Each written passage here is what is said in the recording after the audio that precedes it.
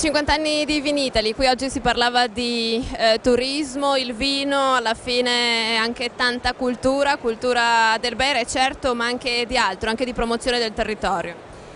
La Regione ha avuto, devo dire, grandi riconoscimenti in questo periodo a partire dalla classifica di Lonely Planet.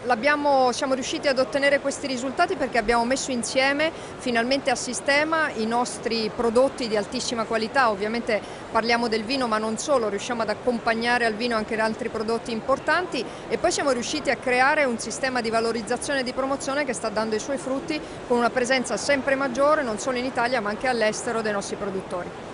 Il Vinitaly e il Veneto è anche un po' una zona di incontro dei due territori del Prosecco, uno che va meglio, uno che va peggio e che in qualche modo si lamenta di questo peggio. È stato firmato un protocollo qui ormai 6 anni fa, dovrebbe essere in qualche modo riconfermato. Come stanno le cose? Intanto noi abbiamo festeggiato quest'anno i 50 anni di Vinitaly con la presenza più numerosa di tutti gli anni dei nostri produttori. Questo è un segnale molto chiaro. Sul Prosecco è chiaro che c'è una valutazione che va fatta tutti insieme, quel protocollo è scaduto, dobbiamo ridiscuterne con il Ministro Martina, vogliamo anche ottenere però dei risultati per i nostri produttori e anche la DOC Friuli va in questo momento nella direzione giusta, non è Prosecco ma è una decisione molto importante per la Regione. Della DOC ha parlato anche ieri il Presidente Mattarella, ha in qualche modo sottolineato l'importanza proprio della DOC, del territorio, addirittura citando, ovvero collegandola con il futuro dell'Italia. Sì, il Presidente Mattarella ha detto appunto che abbiamo dei biglietti da visita straordinari, i nostri prodotti di qualità, le DOC, le DOP,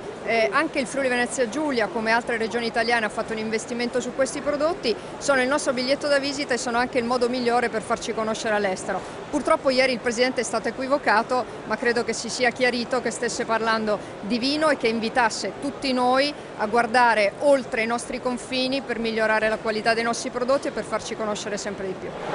Si avvicina la Presidente con la testa, così, però là, un momento